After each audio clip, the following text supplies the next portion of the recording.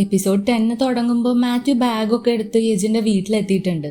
യജിന് ആകെ സർപ്രൈസായി. എന്താ പെട്ടെന്ന് വന്നേന്ന് ചോദിക്കുമ്പോൾ മാത്യു പറയുന്നത്, നീയല്ലേ പറഞ്ഞ് ഞാനില്ലാണ്ട് നിനക്ക് ഉറങ്ങാൻ പറ്റില്ല എന്ന്, എന്തേ ഞാൻ പോണോന്നാണ്.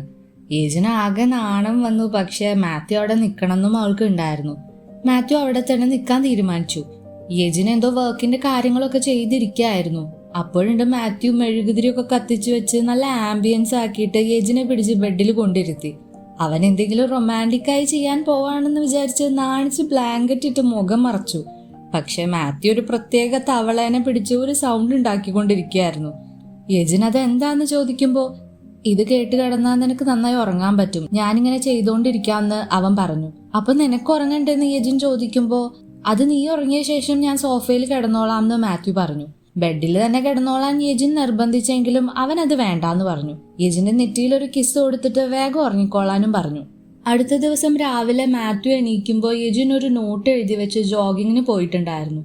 ഫ്രിഡ്ജിലുണ്ടായിരുന്ന ഫുഡ് മാത്യു എടുത്ത് കഴിച്ചു നോക്കും. പക്ഷെ അതിൽ നല്ല ഉപ്പായിരുന്നു. മാത്യുവിന് അധികം ഉപ്പ് കഴിക്കാൻ പറ്റില്ലായിരുന്നു. സോ അവൻ ഗ്രോസറി ഷോപ്പിങ്ങിന് പോയി. അവിടെ യജിന്റെ അച്ഛനും ഉണ്ടായിരുന്നു. രണ്ടുപേരും ഒരുമിച്ചാണ് സാധനങ്ങൾ വാങ്ങിച്ചത്. എന്തിനാ ഇത്രയധികം സാധനങ്ങൾ വാങ്ങിക്കണേന്ന് അച്ഛൻ ചോദിക്കുമ്പോൾ, വീട്ടില് ഫുഡ് ഉണ്ടായിരുന്നു, പക്ഷെ എല്ലാം വളരെ സോൾട്ടി ആയിരുന്നു എന്ന് മാത്യു പറഞ്ഞു. പിന്നെ രണ്ടാളും നടന്നു വരുമ്പോഴാണ് ഒരേ ബിൽഡിങ്ങിലേക്കാണെന്ന് മനസ്സിലാവുന്നത്. നോക്കുമ്പോ രണ്ടുപേരും ഒരേ ഫ്ലോറ്.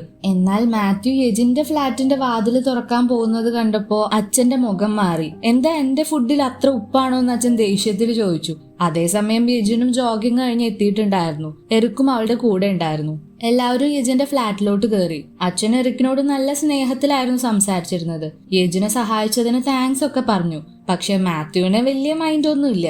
മാത്യു എറിക്കിനെ ഓവർടേക്ക് ചെയ്യാൻ നോക്കി ആകെ കൊള്ളാക്കും. ഫുഡ് കഴിക്കുമ്പോഴും എറിക്കിനാണ് ആദ്യം ഫുഡ് കൊടുക്കുന്നത്. ഇത് കണ്ട് മാത്യുവിനും എറിക്കിനും ഇടയിൽ ചെറിയൊരു മത്സരം തുടങ്ങി. വയറ് പൊട്ടണ പോലെ രണ്ടാളും ഫുഡ് കഴിച്ചു, യജിന്റെ അച്ഛനെ ഇംപ്രസ് ചെയ്യാൻ വേണ്ടിയിട്ട്. യജിൻ പലവട്ടം നിർത്താൻ പറഞ്ഞാലും അവര് രണ്ടാളും കേട്ടില്ല. അതേസമയം യജിന്റെ അമ്മ യജിന്റെ ഡയറക്ടറോട് സംസാരിക്കുമ്പോൾ യജിന് ഗുഡ് മോർണിംഗ് ക്രീമിനെ കുറിച്ച് ഒന്നും അറിയില്ലായിരുന്നോ എന്ന് ചോദിക്കും. യജിന് ഒരാഴ്ച മുമ്പത്തെ ഷോർട്ട് നോട്ടീസിലാണ് ആ ബ്രോഡ്കാസ്റ്റ് ഏൽപ്പിച്ചത്. ഒരു പുതിയ ആളായിട്ട് കൂടി അവൾ അത് ഏറ്റെടുത്തത് അവൾക്ക് അവളുടെ അമ്മയുടെ കൂടെ ഷോ ചെയ്യാൻ അത്ര ആഗ്രഹം ഉണ്ടായിരുന്നോണ്ടായിരുന്നു എന്നും ഡയറക്ടർ പറഞ്ഞു. ഡയറക്ടറും അമ്മയും പണ്ട് തൊട്ട് ഫ്രണ്ട്സ് ആണ്. യജിന്റെ കാര്യം വേറെ ആർക്കും അറിയില്ലെങ്കിലും ഡയറക്ടറിന് അറിയായിരുന്നു. ഒരു ദിവസം യജിൻ മാത്യുവിന് അവളുടെ ചെറുപ്പത്തിലെ ഫോട്ടോസ് കാണിച്ചു കൊടുക്കായിരുന്നു. അതിന്റെ കൂടെ അമ്മ കൊടുത്ത ഫോൺ നമ്പറും ഉണ്ടായിരുന്നു.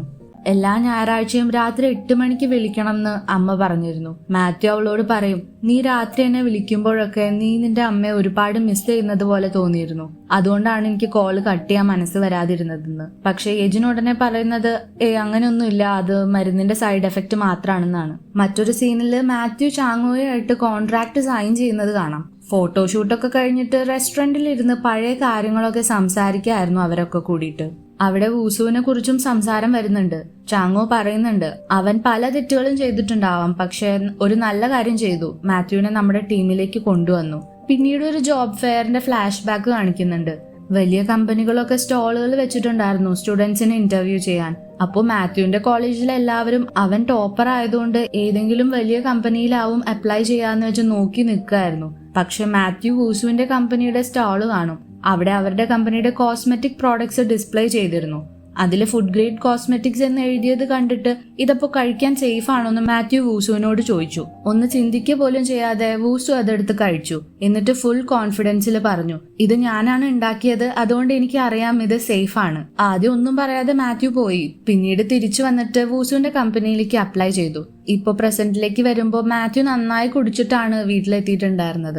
വില്ലേജിലെ എല്ലാവരും മാത്യുവിനെ മേച്ചൂരി എന്നാ വിളിക്കുന്നത്. അത് കേട്ടിട്ട് യജിനും അങ്ങനെ വിളിക്കാറ്.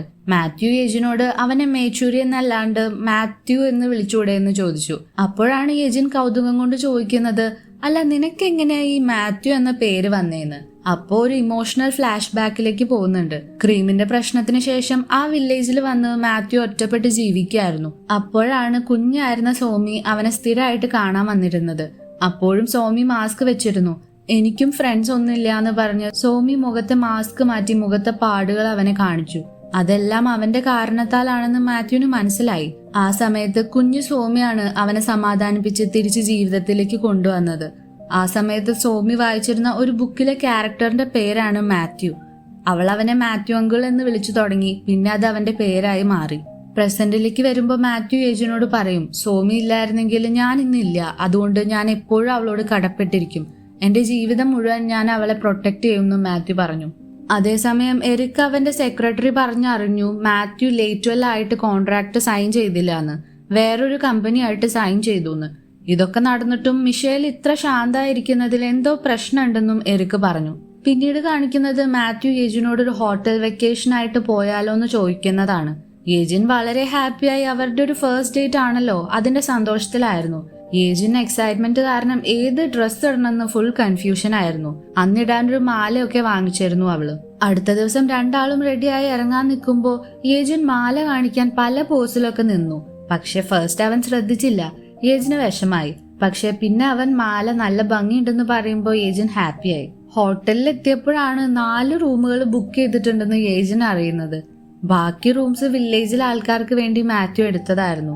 യേജിൻ മുന്നേ ഒരു ഹോട്ടലിന്റെ ബ്രോഡ്കാസ്റ്റ് ചെയ്തിരുന്നല്ലോ, അന്ന് മാത്യു വാങ്ങിച്ചതായിരുന്നു ഈ റൂംസ് എല്ലാം. അപ്പൊ തന്നെ വില്ലേജേഴ്സും അങ്ങോട്ട് എത്തിയിട്ടുണ്ടായിരുന്നു.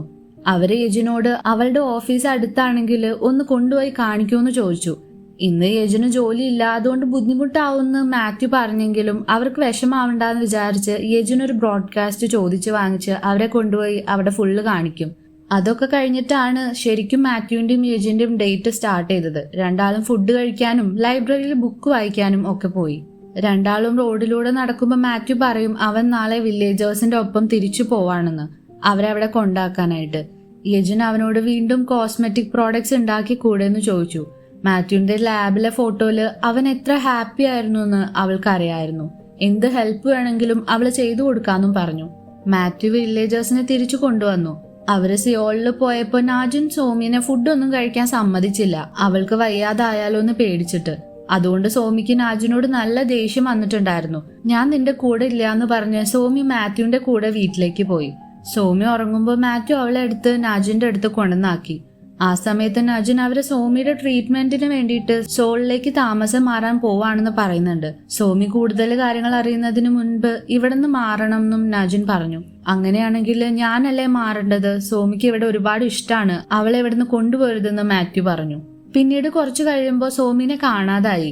എല്ലാവരും അവളെ നോക്കാൻ ഇറങ്ങി. ഒടുവിൽ മാത്യു പണ്ട് അവൻ സോമിനെ മീറ്റ് ചെയ്യാറുള്ള സ്ഥലത്ത് സോമിനെ കണ്ടു.